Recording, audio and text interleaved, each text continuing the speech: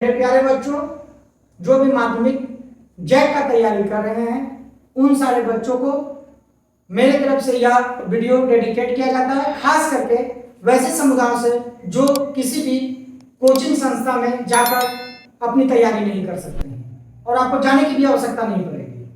ये मेरा प्रयास रहेगा कि आप लोगों को इस वीडियो के माध्यम से जो आपकी मैथ की समस्याएं हैं, जहां पर आपका सबसे इम्पोर्टेंस कुछ टॉपिक होते हैं जहां से आपका बहुत ज्यादा नंबर उठता है, वो सारे नंबरों को इस वीडियो के माध्यम से हम लोग कोशिश करेंगे कि उपलब्ध करा दें, वो नंबर आपका उठ जाए।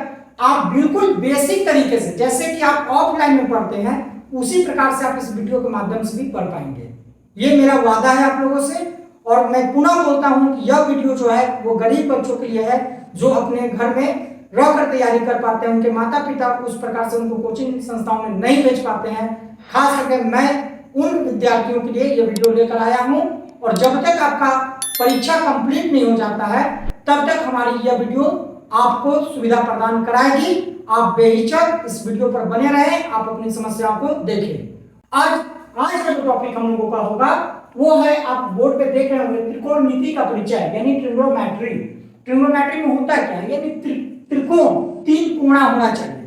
तीन कोणा होना चाहिए तो आप देख रहे होंगे कि मैं एक यहाँ पर त्रिभुज का चित्र बना चुका हूं। इस त्रिभुज का नामकरण सबसे इंपॉर्टेंट होता है। बच्चे त्रिभुज बना देते हैं, अगर त्रिभुज का नाम पूछा जाए तो बच्चे त्रिभुज का नाम तक नहीं बता पाते हैं। आखिर क्यों? त्रिभुज आप पढ़ लेते हैं, त्रिभुज का नाम नहीं बता पाते हैं।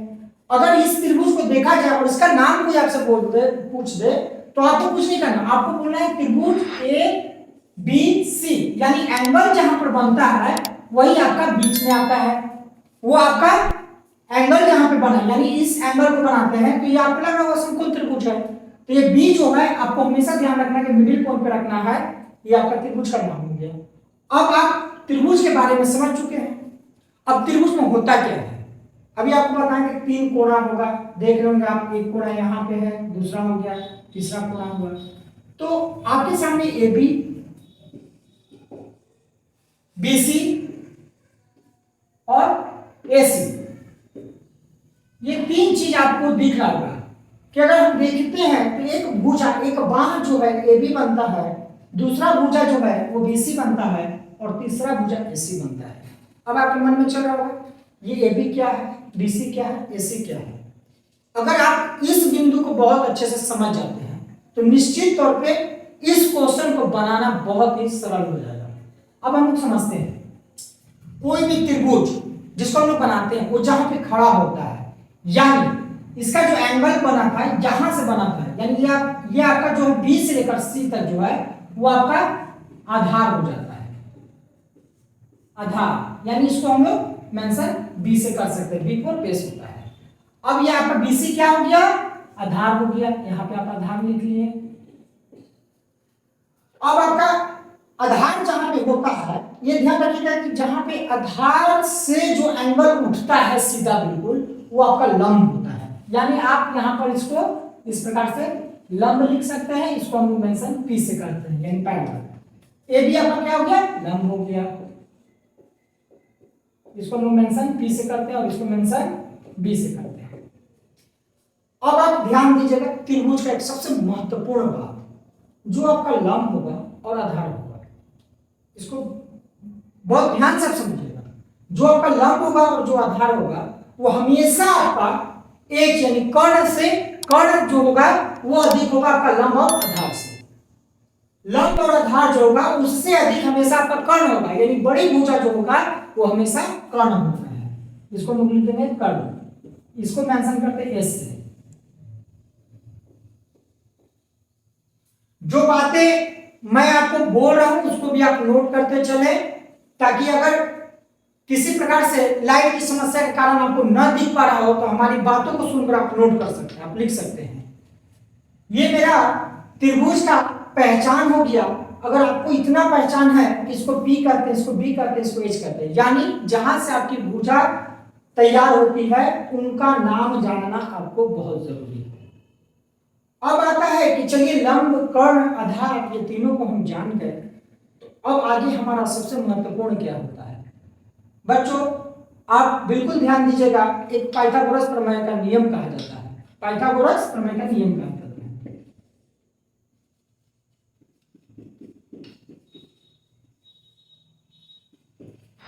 पाइथागोरस प्रमेय, अच्छा पाइथागोरस प्रमेय कहता क्या है?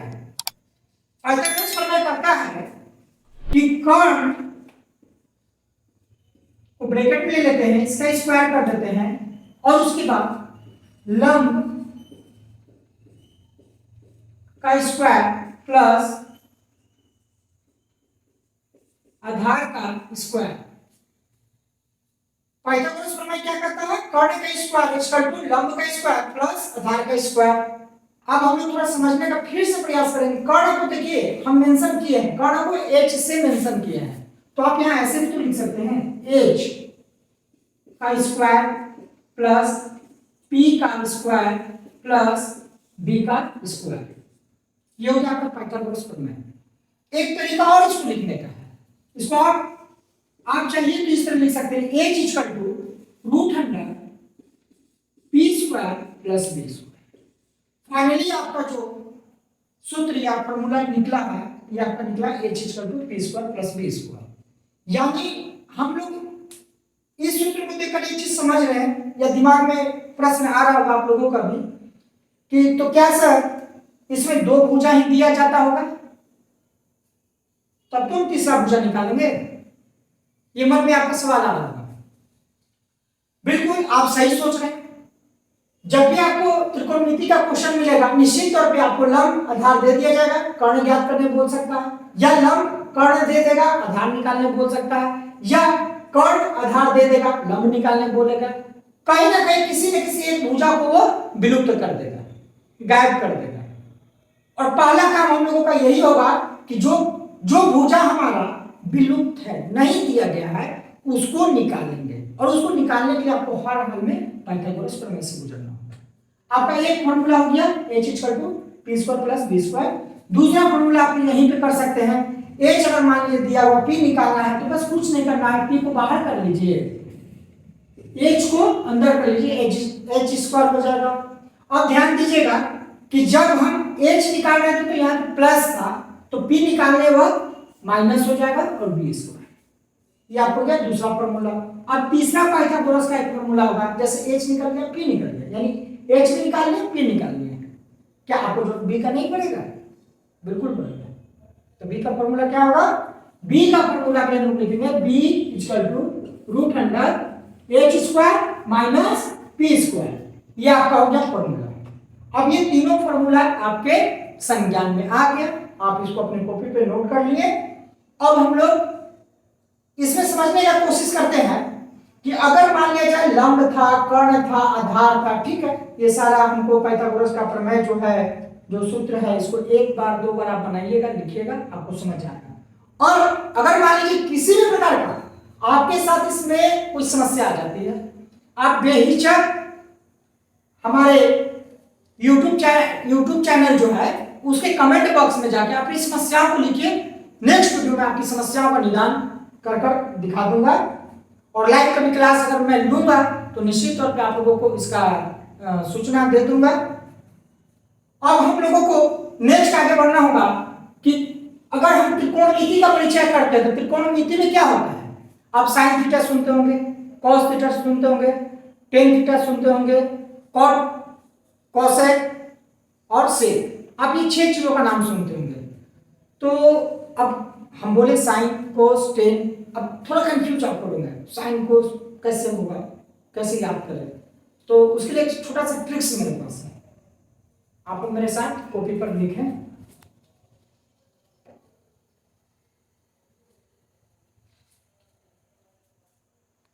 हम लोग पाइथागोरस प्रमेय का फॉर्मूला जान लिए थे। अब हम लोग sign theta, cos theta, tan theta को निकालने का प्रयास करेंगे। ये जो निकाला जाता है या याद किया जाता है, देखिए आपका अगर मेमोरी बहुत अच्छा, स्मरण शक्ति बहुत अच्छा है ना, तो आप निश्चित इसको याद कर लीजिएगा, बहुत बड़ा चीज नहीं है। फिर भी अगर आप भूल जा रहे होंगे तो आपको एक छोटा सा ट्रिक्स देते हैं, आप उसको याद कीजिए, बहुत मजा आएगा। क्या है? यहां पे लिखाएगा पंडित बद्रीनाथ प्रसाद, या आपका ऊपर में क्या लिखा है, पंडित बद्रीनाथ प्रसाद। अब आपको क्या करना है कि पंडित बद्री प्रसाद नाथ जो लिखा हुआ है उसी के नीचे लिखिए आप हरि हरि बोल। अब इसके बीच में आप एक लाइन खींच दीजिए। उसके बाद यहां से 3 पार्ट हम बना दिए। क्या कर रहा था, फिर से एक बार पढ़ते हैं। पंडित बद्रीनाथ प्रसाद हरि हरि बोल, ये आपका लिखा हुआ है, ये याद करना कोई बड़ा चीज नहीं है, तो आप इसको याद कर सकते हैं, तो इसमें कोई इशू तो नहीं होना चाहिए, बिल्कुल। अब देखते हैं पंडित को हम किस चीज से मेंशन कर सकते हैं। P for Pandit, H for Hari, B for Badri, H for Hari, P for Prasad, B for बोल। क्या बन के निकल रहा, P बाई H बन के निकला, B बाई H बन के निकला, और एक आपका P बाई B बन के निकला। अब P बाई H जो है ये किसका हो जाएगा, आपको याद रखना, बस यही याद रखना कि साइन थीटा बराबर P बटा H। फिर हम लोग यहां चलेंगे कॉस थीटा बराबर B बटा H, और फिर चलेंगे तीसरा आपका जो महत्वपूर्ण हो जाएगा टेन थीटा, यानी टेन थीटा बराबर P बटा। यह आपका 3 अगर याद हो जाता है तो हम आपको शुरू में ही बताए थे कि 6 है। पूरे आपको त्रिकोणमिति का परिचय में जब पढ़ रहे हैं ट्रिग्नोमेट्री में, तो ये कितना होता है, 6 होता है। 3 का लिए तो आपको एक सूत्र भी पता है, तरीका पता है, पंडित बद्रीनाथ प्रसाद हरि हरि बोल, और इसके लिए हम लोग साइन थीटा P बटा H, कॉस थीटा B बटा H, टेन थीटा बराबर P बटा B बता। अब आप क्या कीजिएगा, आप कुछ मत कीजिए, आप सीधे दिमाग में रखिएगा कॉसेक थीटा का जस्ट इसका उल्टा कर दीजिए, H को ऊपर ले लीजिए और P को नीचे ले लीजिए। अब कोस का उल्टा क्या है, कोस का उल्टा सेक हो जाएगा, सेक थीटा का क्या हो जाएगा, तो बिल्कुल उल्टा कर दीजिए, H बटा B। जैसे आप साइन थीटा का लिखे P बटा H, तो इसका उल्टा हम लोग बनाए कॉसेक थीटा, तो P बटा H है तो भाई इसका इसके लिए लिख रहे ना, तो P बटा H जो वैल्यू है ना उसको आप यहाँ पे उलट दीजिए, H बाई P कर दीजिए। सेम कंडीशन कॉस थीटा के साथ भी होता है, B बटा H है तो हम लोग सेक थीटा के लिए H बटा B कर देंगे। अब बच गया आपका टेन थीटा के लिए आप कर दीजिए, हम थोड़ा नीचे लिख रहे हैं, ध्यान दीजिएगा, टेन थीटा के लिए उल्टा हो जाएगा कॉट थीटा। अब आप हमको बताइए टेन थीटा का P बटा B था, इसका उल्टा कर रहे हैं तो क्या होना चाहिए, बिल्कुल आपके दिमाग में चल रहा है कि सर नीचे B है, अब B को ऊपर कर दीजिए, और P ऊपर है उसको आप नीचे कर दीजिए। अगर ऐसा आप सोच रहे हैं तो बिल्कुल सही सोच रहे हैं, और आपका ध्यान बहुत सही जगह पर है, कॉट थीटा का P बटा P मान। अब जैसा कि त्रिकोणमिति परिचय में हम लोग देख रहे हैं कि पंडित बद्रीनाथ प्रसाद हरि हरि बोल से हम लोग P बटा H, B बटा H, P बटा B निकाले, जिससे मेरा नाम क्या हुआ, sine theta, cos theta, tan theta, cosec theta, sec theta, cot theta. ये आपका पूरा कंसेप्ट त्रिकोणमिति परिचय का खत्म हो गया, तो परिचय ले लिया, आइडेंटिफाई इसका हो गया है। अब मुझे लगता है कि अब हम तैयार हैं अपने 8वां एक्सरसाइज यानी प्रश्नावली 8.1 में जो हम लोगों का प्रश्नावली है, जो प्रश्न है, अब हम लोग प्रश्न से थोड़ा सा रूबरू हो ले, प्रश्नों को जान ले, क्या ये जो कंसेप्ट लिखा गया है, जो आपको हमारे चैनल के माध्यम से बताया जा रहा है, ये आपके लिए कितना लाभदायक, कितना फायदेमंद है। अब इसका आइडेंटिफाई तो आपका प्रश्न नहीं कर सकता है, तो ऐसा करते हैं कि अब हम लोग एक प्रश्न लेते हैं और प्रश्न को सॉल्व करते हैं। तो आप देखिए, मैं एक प्रश्न लिखता हूं बोर्ड पर, उसके बाद आगे हम लोग बढ़ते हैं। त्रिकोणमिति का परिचय का जो इंट्रोडक्शन था वो हम लोग जान चुके हैं। अब उस पे आपको आगे एक प्रश्न जो है करके दिखाया जाएगा कि जो आप बातें भी हमारे YouTube चैनल के द्वारा सीख पाए, वो इस प्रश्न पर कैसे इंप्लीमेंट होता है, आप इसको कैसे लागू करते हैं, इस चीज को अभी हम लोग यहाँ पे बना के देखेंगे। सबसे पहले हम लोग क्वेश्चन पेपर पढ़ते हैं। त्रिभुज एबीसी में जिसका कोण समकोण है ए बी बराबर 24 cm, बी सी बराबर 7 cm यानी सेंटीमीटर है। निम्नलिखित का मान ज्ञात करें। पहला क्वेश्चन है साइन ए कॉस ए, दूसरा क्वेश्चन है साइन सी कॉस सी। प्रश्न आपको समझ आ चुका होगा कि कहना चाह रहा कि त्रिभुज एबीसी आप बनाइए। चलिए सबसे पहले हम त्रिभुज एबीसी बनाते हैं।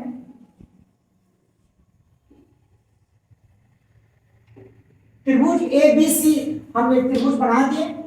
आप सोच रहे हो जब आप त्रिभुज एबीसी बोले सर तो आप एबीसी लिखे नहीं, बिल्कुल हम नहीं लिखे, उसका कारण है जिसका कोण समकोण है, जिसका कोण समकोण है, इस बात को ध्यान रखना होगा। अगर इसको हम समकोण मानते हैं और इसको बी करते हैं तो आपको फिर इसको ए रखना होगा, इसको सी रखना होगा, यानी ए बी सी। त्रिभुज एबीसी आपका बन गया।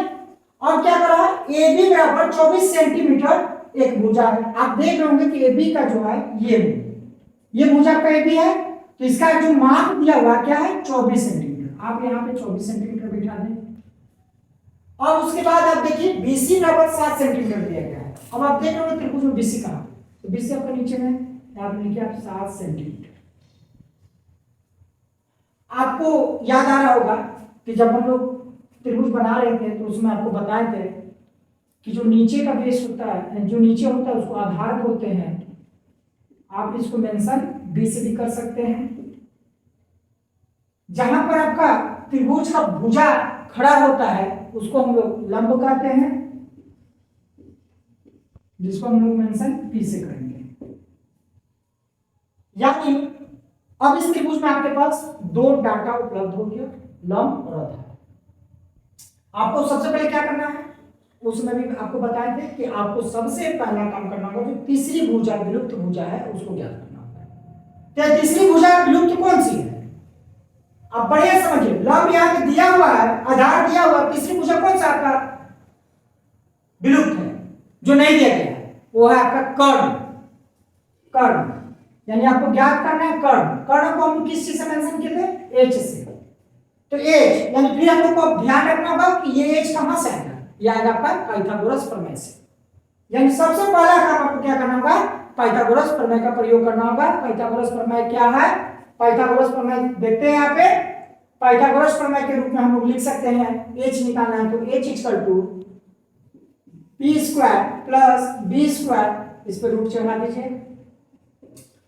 पी का वैल्यू देखिए क्या क्या होगा 24 और बी का वैल्यू 7 है, क्या लिख देंगे 24 का स्क्वायर प्लस 7 का स्क्वायर, इस पे रूट आप चढ़ा दीजिए। ये आपका वैल्यू किस चीज का निकलेगा, एच का।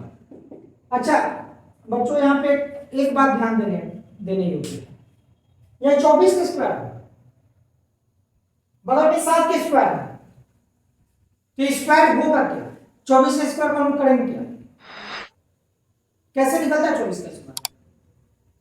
तो आपको इसके लिए क्या करना होगा कि अगर 24 का स्क्वायर दिया गया है तो आप इसको 24 का स्क्वायर इस तरह से लिखिए। मतलब कहना चाह रहा है कि 24 को आप 24 से मल्टीप्लाई कर दीजिए। उससे अच्छा मेरे पास एक उपाय होगा आपके लिए कि आप जब गणित दशमलव का बना रहे हैं तो कम से कम आप 1 से लेकर 30 तक का वर्ग याद रखिए। बहुत इजी, बहुत आसान है। उस पर एक अलग से वीडियो मैं लाऊंगा और आपको मैं इस वीडियो का नीचे लिंक डाल दूंगा, वहां से आप देख सकते हैं। 1 से 30 तक का अगर आपको याद रहता है तो बहुत मिनटों में हम बना लेंगे, लेकिन कर देखते हैं। अगर 24 का स्क्वायर है तो 24 गुना 24 हुआ, तो 24 को 24 से गुना करते हैं तो क्या होगा, देखिए आपको लिखना है इस तरह से। 4 को 4 से गुना करेंगे तो 4 चौका 16, हाथ में आपका 1, 4 दूनी 8 और 1 9, ये आपका खत्म। 2 को 4 से गुना कीजिए, 2 चौका 8, 2 को 2 से कर दीजिए 4, 6 का 6, 9 8, 17 का 7, हाथ में 1, 4 और 1 5, कितना है 576। अब ये जो 24 का स्क्वायर है वो 576 कैसे आया, वहां करके आपको दिखा दिए। आप यहाँ पे लिखिए उसको 576 प्लस यहाँ पे रूट था, रूट चला पुनः फिर यहाँ पे 7 का स्क्वायर।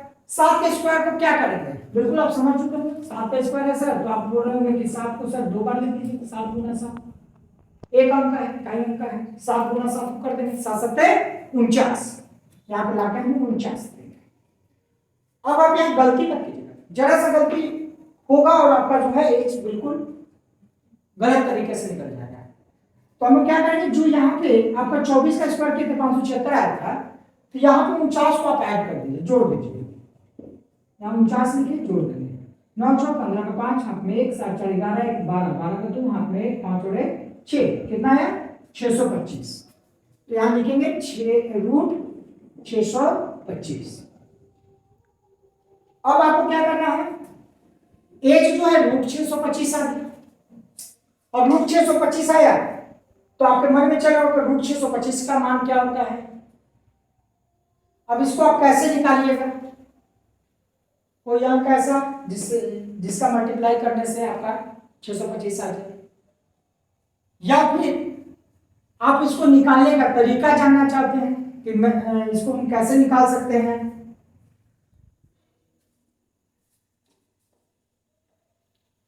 तो आप इसको निकालने के लिए देख सकते हैं कि 625 जो है, इसका रूट निकालने के लिए, वर्गमूल निकालने के लिए हम क्या करेंगे, 625 को लिख देंगे, और जो आपका भाग विधि होता है वो भाग विधि को आप ध्यान रखिएगा। अब यहाँ पे ध्यान रखना कि ऐसा कोई अंक हमको बताइए जिस अंक को लिखने के बाद उसी अंक से गुणा करने पर यह आ जाए।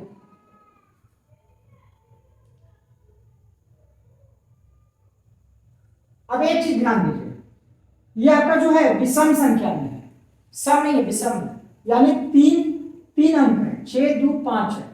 तो क्या कीजिएगा, सबसे पहला अंक जब भी इस तरह का मिले, सम रहता तो जोड़ा जोड़ा करके बना लेते, लेकिन विषम है तो थोड़ा सा ध्यान रखना होगा। पहला अंक को आप सिंगल लीजिए, बाद में उसको जोड़ा कर दीजिए। तो पहला अंक आपको क्या मिले 6। अब ऐसा कौन सा अंक है गणित में जिसको उसी अंक से गुणा करने में 6 आ जाए। हम लोग देखेंगे 2 को 2 से गुणा करते हैं 4 आता है, 3 को 3 से गुणा करते हैं 9 आता है। 2 को 2 से कर रहे हैं 4 आ रहा है, 3 को 3 से कर रहे हैं 9 आ रहा है। कोई सवाल ही नहीं उठता कि 6 आएगा। अब ऐसा स्थिति में क्या कीजिएगा, बनाइएगा नहीं, बिल्कुल बनेगा, उससे कम लीजिएगा, ज्यादा नहीं जा सकते, 6 से कम में जाएंगे। तो क्या 2 को अगर 2 से करते हैं तो 2 को 2 से करते हैं तो क्या आया 4 आया। अब ध्यान दीजिएगा, यहाँ पे लिखा कैसे जाता है, बहुत सरल है, सामान्य से आप समझ जाएंगे। 2 2 जोड़ दीजिएगा, यहाँ पे 4 हो गया, और 6 में 4 को घटा दीजिए, 2 आया। ये 25 जो जोड़ा अंक है, हम बताए थे आपको, पहला अंक आपको विषम की स्थिति में सिंगल बनाना है, उसके बाद जोड़ा उतारना है। तो हम 25 को यहाँ पे उतार देंगे, 2 2 जोड़कर यहाँ 4 आया। 2 को ही डबल किए थे जिसके चलते 4 आते, इसलिए यहाँ पे जो अंक को लेकर करते हैं वो अंक यहाँ पे आता है, इसका तो ध्यान होना चाहिए। अब हम लोग देखते हैं कि यहाँ पे 4 है, ऐसा कौन सा अंक यहाँ बैठा दे जिससे ये आपका पूरा कवर कर ले। तो ऐसा करते हैं, 5 है लास्ट में, 5 कैसे आ सकता है, कौन सा अंक को गुना करने में 5 आएगा, 5 को 5 से गुना करने से 5 लास्ट में आ सकता है इकाई में।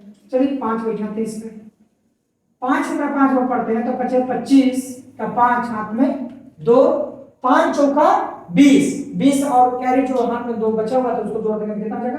तो 5 से 5 को लिए, 5 से 1 किए तो कैरी हम लोग क्या बचा था, 2 बचा था। 5 को 20 और 2 22, 225 लिख दिए। अब यहाँ पे ध्यान दीजिएगा, 5 में से 5 गया 0, 2 में से 2 गया 0, 2 में से 2 गया 0, यानी बिल्कुल जब 0 आ जाए और यहाँ पे जो अंक आएगा वही आपका वर्गमूल हो जाएगा, यानी इसका रूट जो है 625 का क्या होगा 25, यानी एच आपको मिल गया 25।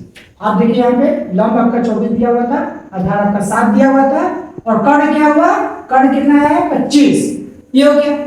अब हम लोग जो है अपने एच को जो ज्ञात कर लेंगे, जो भुजा हमारा विलुप्त था उस भुजा को ज्ञात करने के बाद हम लोग इसमें आगे बढ़ते हैं। यहां पे हम लोग देखते हैं कि अब हम लोगों को बोल रहा है कि निम्नलिखित का मान ज्ञात करें। निम्नलिखित का मान ज्ञात करें तो पहला क्वेश्चन जो है यहाँ पे वो आपका sign A coma cos A. अब ध्यान दीजिए, हम लोग साइन कॉस निकालने के लिए उसमें एक फॉर्मूला सीखे थे, क्या था, पंडित बद्रीनाथ प्रसाद हरि हरि बोल। फिर से हम लोग उसको नोट कर लेते हैं, पंडित बद्रीनाथ प्रसाद हरि हरि बोल। पंडित हरि बद्रीनाथ हरि प्रसाद बोल, मतलब पंडित पी से पंडित, ए से हरि, यानी P बटा H जो है वो किसका होगा, साइन ए। साइन ए का मान जो है वो P बटा H होगा। अब ए बोला, आपको यहां सबसे महत्वपूर्ण बात जो है वो ध्यान रखना है। आप अभी बिल्कुल बहुत अच्छे तरीके से करते हैं, लेकिन बहुत सारे लड़का लड़की का यहीं पे कंफ्यूजन होता है। आप भी ध्यान दीजिए, यहां पर क्या लिखा हुआ है, sign A cos A, sign A cos A. आप क्वेश्चन पेपर मिला लें, क्वेश्चन में किसी प्रकार का डाउट नहीं होना चाहिए। साइन ए कॉस ए, अब साइन ए का मान और कॉस ए का मान देंगे, तो साइन ए के लिए हम क्या सीखे थे, P बटा H, और कॉस के लिए क्या सीखे थे, V बटा H। दोनों का एंगल क्या है, ए बोल रहा है। अब आप देख रहे होंगे कि ये कहां है, आपका चोटी पर है, सबसे ऊपरी भाग में। यानी जिस एंगल का बात करेगा, यानी साइन ए का बात कर रहा है, तो ये आपका क्या हो जाएगा, ए से जो बी है वो अब मेरा आधार बन जाएगा। ए से बी क्या बन जाएगा, अब आधार बन जाएगा। यहां फिर से ध्यान दिया जाए, जैसा कि हम लोग जब बी लिए थे, कोण बी लिए थे, तब हमारा आधार और लंब क्या था, आधार मेरा बीसी था, लंब मेरा ए बी था। लेकिन यहां मेरा जो प्रश्न है उसमें क्या हो रहा, साइन ए। आपको जो कोण लेना है वो क्या लेना है, ए लेना है। तो ए का जो लेंगे तो ये मेरा क्या होगा, ए बी आधार हो जाएगा। यानी अब ये बी हो गया और आपका पी हो गया बीसी। यानी यहां पे हम लोग बीसी लेंगे और एच जो हमारा एसी है वो एसी रह ही जाएगा, उसमें कोई चेंजिंग नहीं होगा। ये आपको याद रखना होगा। यही पे लड़का लड़की जो है फंसते हैं, यहाँ पे बहुत दिक्कत होता है। बी बटा एच, अभी जैसा कि जब P जो है B बन गया और B जो है P बन गया, तो यानी अब हमारा जो AP है वो बन जाएगा B, और H जो मेरा है AC वो AC ही रहेगा। अब आप देख सकते हैं कि BC बटा AC का वैल्यू यहाँ देना है, AB और AC का वैल्यू यहाँ पर देना है। आप यहाँ देख रहे होंगे कि BC आपका क्या है, BC आपका 7 है और AC आपका कितना है, 25। डायरेक्टली आप यहाँ पे लिखिए 7 बटा 25 कोमा। अब यहाँ बोला AB और AC का मान, AB आपका कितना है 24, AC कितना है 25, यानी 24 बटा 25। ये हो गया आपका पहला का आंसर कंप्लीट। आप देख रहे हैं साइन ए कोसेक, यहाँ पे साइन ए कोसेक का मान निकाल दिया गया है। अब हम लोग पहले प्रश्न का दूसरे में चलते हैं। अभी हम लोग फर्स्ट क्वेश्चन जो था उसका पहला बना चुके हैं, अब पहला क्वेश्चन का ही दूसरा क्वेश्चन हम लोग बनाएंगे। यहां पे देखते हैं दूसरा क्वेश्चन में क्या बोल रहा है कि साइन सी कोमा कोस सी। जैसा कि आप पहला क्वेश्चन में क्या देख रहे थे, साइन ए कोस ए था, लेकिन अब यही क्वेश्चन सेम है, साइन ही है कोस ही है, लेकिन एंगल क्या हुआ, एंगल आपका बदल गया। ये था, अब यहाँ पे एंगल सी हो गया, सी हो गया। तो आप देख रहे होंगे कि सी यहाँ पे है, तो बेस बिल्कुल है सेम जो आप सीखे थे उसी को आप लिख दीजिए। यानी साइन का फॉर्मूला हम लोग क्या सीखे थे, याद कीजिए, साइन का फॉर्मूला P बटा H, P बटा H। अब P बटा H का अगर P का मान देखते हैं, P का भुजा का नाम देखते हैं, तो AB हो गया और आपका AC हो गया। यानी यहां पा सकते हैं AB बटा AC, AB बटा AC। AB का मान देखिए आप कितना है 24, और BC का मान क्या है, सॉरी AC का मान क्या है 25, यानी आपका 24 बटा 25 ये आपका हो गया साइन C का वैल्यू। अब यहाँ पे उसी तरह से cos C का वैल्यू निकालेंगे। cos C का फॉर्मूला में क्या सिखाया गया था, B बाई H, B बटा H, यानी BC बटा AC,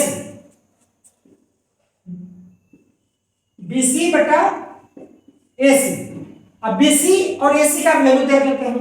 BC का वैल्यू 7 है और AC का वैल्यू आपका 25 है, यानी 7 बटा 25। ये आपका हो गया क्वेश्चन कंप्लीट। आप इस पर विशेष ध्यान दीजिएगा। इस क्वेश्चन को जिस तरीका से आपको वीडियो में शुरू से बताया गया, वो हर एक लाइन को आप बारीकी से देखें, लिखें उसको कॉपी में। उसके बाद आप एक बार वीडियो से उतारने के बाद पुनः एक बार इस क्वेश्चन को लिखें और अपने से बनाएं, और जहां पे आप मिस्टेक करें पुनः वीडियो को चालू करें, वहां से देखें। और इससे रिलेटेड जो आगे क्वेश्चन होगा इस चैप्टर 8.1 का, इसमें हम लोग अगले दिन आपको पुनः जो है इसका सेकंड पार्ट में आपको वीडियो लाकर देंगे। धन्यवाद।